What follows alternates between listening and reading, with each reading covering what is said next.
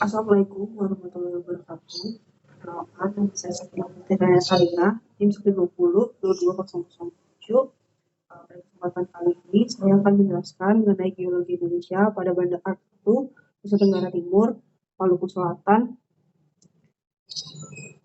Oke, yang pertama adalah Banda Aceh. Banda Aceh secara geologi regional dan tektoniknya, Banda Aceh merupakan sistem busur kepulauan melengkung berbentuk tapal kuda mengelilingi laut Banda.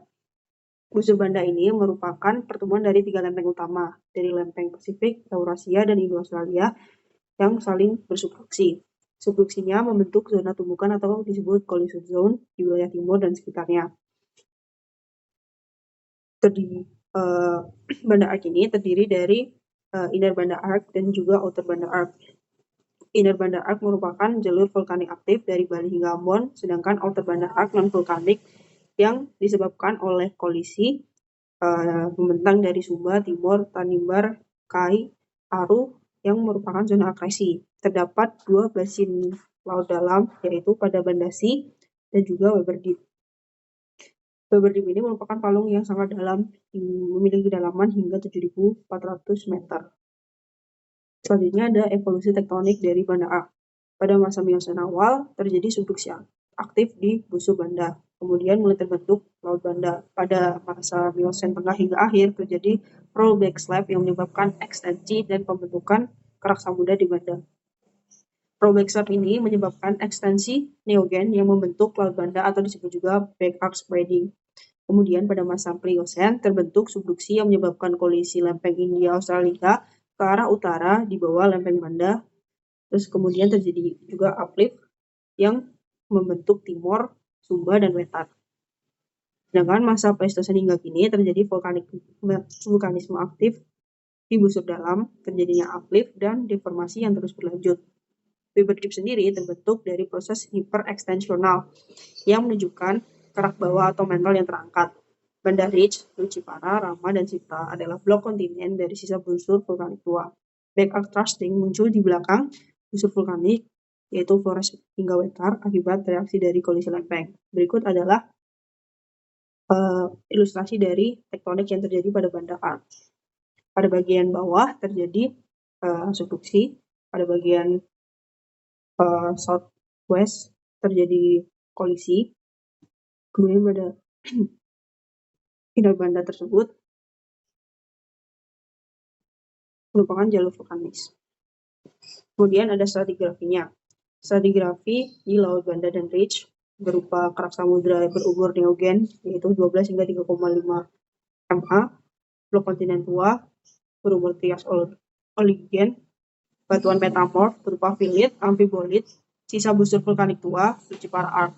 Yang kedua ada stratigrafi busur dalam. Produk vulkaniknya berupa andesit basalt berumur 12 ma hingga sekarang, terdapat kontaminasi material kontinental atau isotop He. Kemudian pada zona vulkanik aktif pada Bali hingga Ambon. Yang ketiga ada stratigrafi busur luar berupa kompleks akresi Sumba, Timor, Tanimbar, Kai.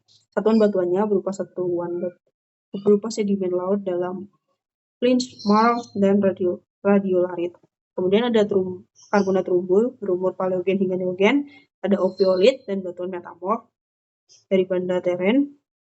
Ada endapan post deformasi batu putih Plio-Pleistocene.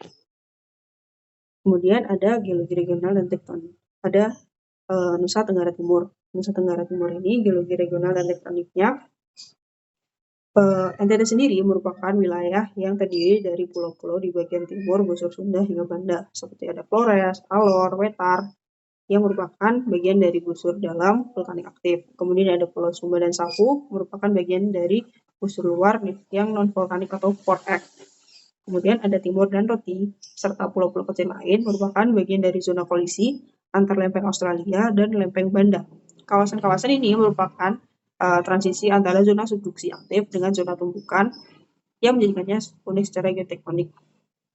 Berikut adalah gambar dari regional setting of East Sunda West Banda Volcanic Arc berdasarkan Silver 1983. Selanjutnya ada evolusi tektonik Nusa Tenggara Timur. tektonik sendiri mencerminkan 3 proses utama: subduksi, kolisi benua, dan ekstensi. Yang pertama, pada zaman Kapur akhir, pembentukan kerak samudra di Laut Banda dan sekitarnya, aktivitas busur vulkanik awal di wilayah Sulawesi hingga Sumba. Yang kedua ada Paleogen, Sumba dan bagian timur mulai terbentuk sebagai mikrobenua dan busur tua. Kemudian ada endapan karbonat atau nubulitas dan batuan vulkanik Paleogen. Pada masa Miosen awal hingga tengah terjadi rollback slab yang memicu ekstensi dan pembukaan Laut Banda. Flores hingga Wetar mulai terbentuk sebagai bagian dari busur vulkanik aktif di atas kerak samudra. Pada Miosen akhir terjadi tumbukan awal lempeng benua Australia dengan busur Banda. Terjadi pengangkatan awal di Timor dan Sumba serta vulkanisme yang aktif di Flores dan Wetar. Pada masa Pleistosen sendiri terjadi kolisi besar antara benua Australia dengan benua Banda. Kemudian terbentuk zona thrust dan prisma akresi di Timor, Roti, dan Sapu, serta adanya uplift yang membentuk Sumba dan Wetar.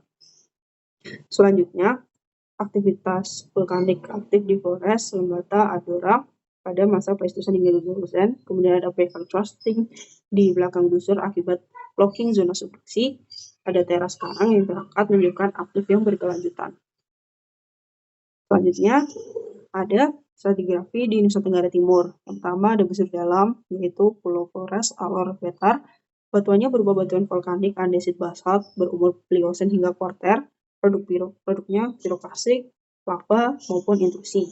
Yang kedua ada busur luar, Pulau Sumba, Timor, dan Sapu. Ada flis dan batuan sedimen laut dalam berumur Kapur hingga Miosen. Batu gamping terumbu berumur Eosen hingga Miosen. Oviolit dan batu metamorf dari Banda Terrain. Formasi batu putih Pliocene yang tidak terdeformasi. Berikut merupakan ilustrasi dari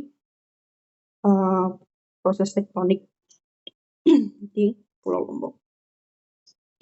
Selanjutnya ada Maluku Selatan.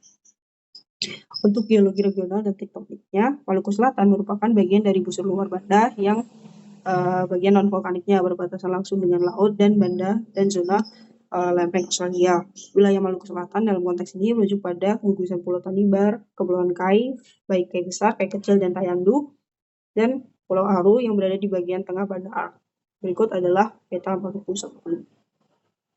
Berikut adalah evolusi dari Maluku Selatan. Zaman Pratersier, dasar benua Australia mulai terbentuk, endapan laut dalam terakumulasi di zona pasif, kemudian ada Kapur Eosen, kerak samudra, Laut Banda mulai berkembang di utara, di selatan, margin Australia tetap stabil dan akumulatif. Pada masa Oligocene hingga Miosen awal mulai terbentuk subduksi Samudra Indo-Australia ke utara membentuk busur vulkanik awal dan zona Peak Banda. Pada masa Miosen tengah hingga akhir terjadi rollback slab yang memicu ekstensi Laut Banda dan pembentukan prisma akresi di bagian selatan, Tanimbar Kai. Pada masa Pleistosen terjadi kolisi benua Australia dengan busur Banda luar yang menyebabkan uplift cepat dan deformasi di Kai besar. Pada Pleistosen hingga Holosen terjadi zona thrusting dan uplift masih aktif. Kai besar terangkat sekitar 2 km terdapat indikasi subduksi sebuah di Palung, Tanimbar, dan Aru. Berikut adalah stratigrafi Kai besar, batu gamping terumbu, batu gamping tebing benua, batu gamping batu dasar kontinental Pratersier. Ada stratigrafi Kai dan Tayandu serta Tanimbar yang dapat dibaca. Nah, pada Tanimbar ini yang unik terdapat oviolit dan batuan metamorf kerak samudra, terdapat sedimen laut berumur Mesozoikum Pratersier dan batu gamping muda berumur Pliocene yang merupakan indikasi dari uplift aktif. Sekian pemaparan dari saya. Terima kasih.